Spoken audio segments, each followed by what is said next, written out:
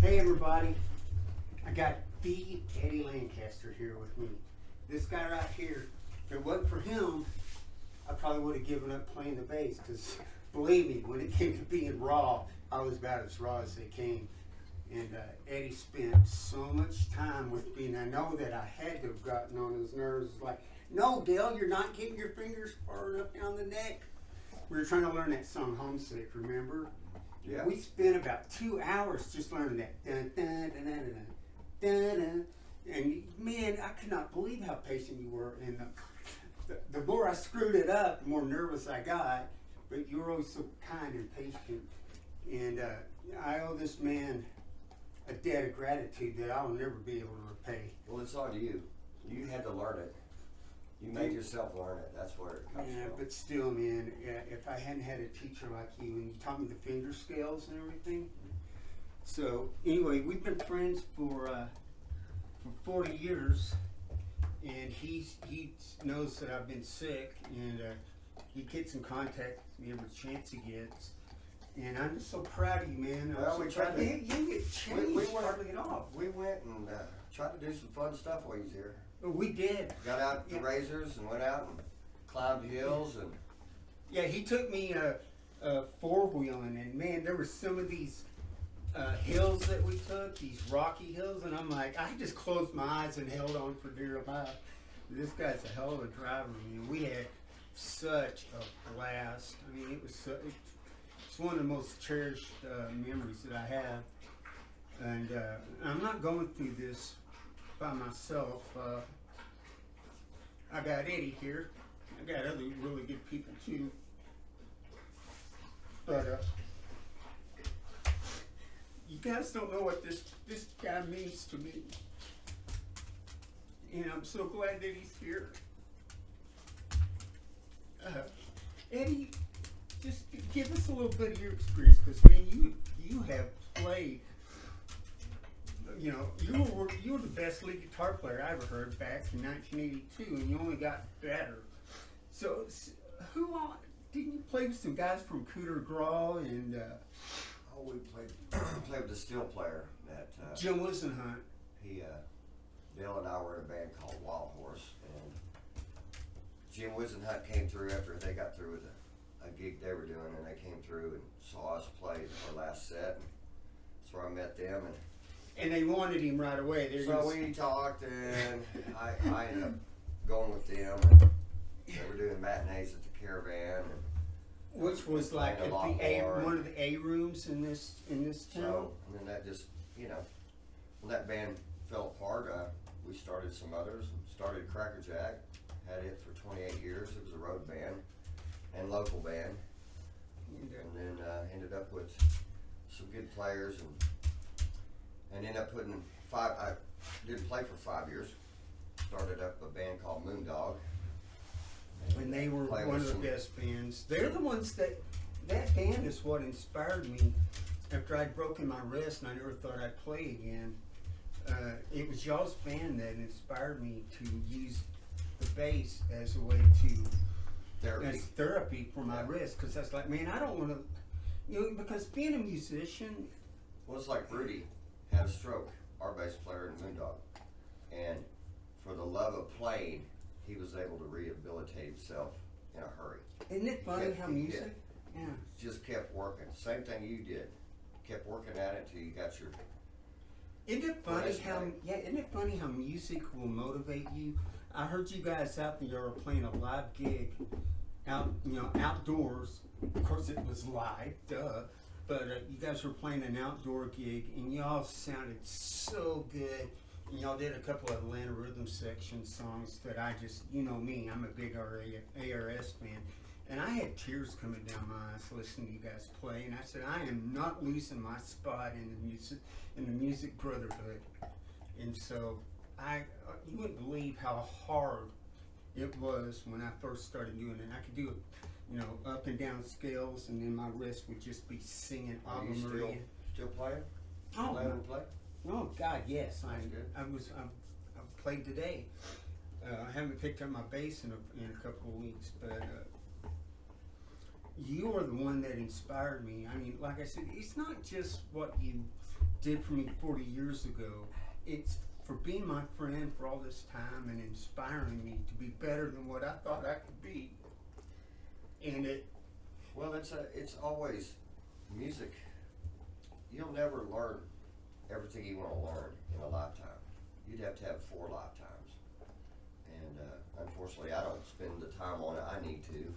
I feel like I'm never where I need to be. But my time is so split up between work and everything else. You just can't do it all. yeah, this guy has been like, man, I'm so sorry I haven't invited Steve, but he runs his own business and he's got flaky employees. Once he gets them trained, it's a very high tech company that he runs. And I told Eddie, I said, the more successful you are, the more headaches you get. And he's learned that. And I remember back 40 years ago, he gave me some part-time work putting these bottles that he would put the ink that he would ink on. It was like, for what was it, from Drano cleaner or something like that. And he created the screens for it, and I would box up the stuff and we'd listen to rock and roll and just have the really, and plus I could have a few beers while I was working. So it really wasn't so much work as it was just hanging out with a very, very dear friend. And he has opined that he hasn't come over to see me as much as he would like. But I told him, I said, man, we're brothers, man. You don't have to fucking impress me or show me that you care. I already know you care, man. We wouldn't be friends as long as we have if you didn't care. And every time I brought you this machine. I want you to try. Okay. But most importantly, folks, he brought me chicken and dumplings, homemade chicken and dumplings. Sean. Sean, well, you're part of her. Homemade cookies that we had, and sorry couldn't make the little get together. We've been so busy. We have this Christmas party every year. Yeah. People really look forward to it. We told them this year we didn't have time to put it on, and so a good friend of mine, he goes, well, we just have it over here. You don't have to have it at your house. So basically, we invited the same people that normally came and went to Scotts Bluff and had it there. So I'm feeling a little rough today. Oh, I can imagine. Because when you throw a party, you don't just go lightly. This is my nephew Grayson. He's been taking real good care of me. He's an RN, and he sacrificed a lot of time to help me.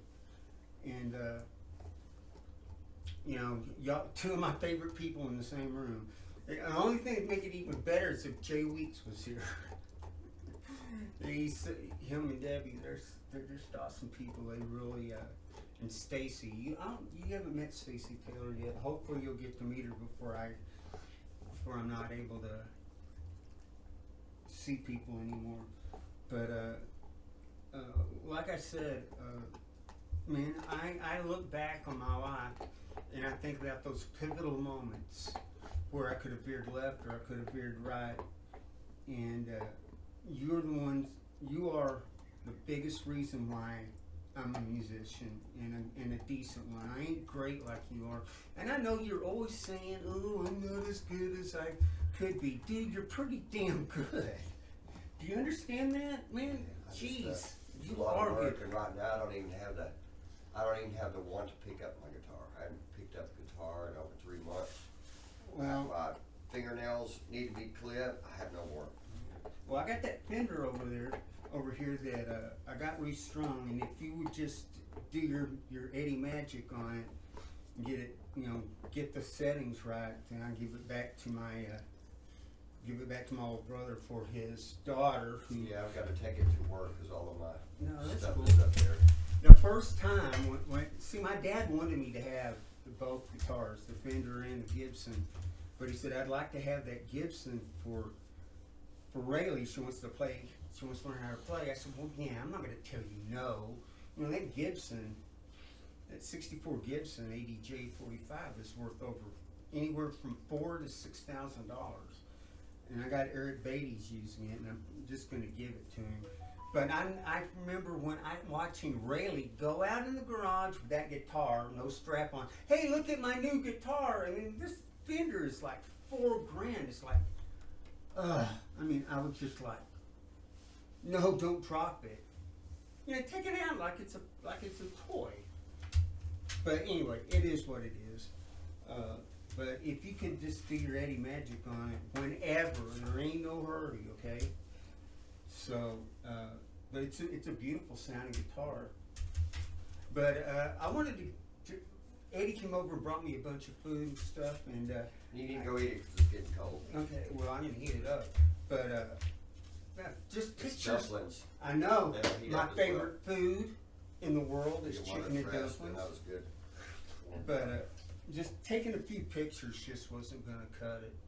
So that's why I wanted to put this, get this on film. So I'll always have it for as long as I'm here.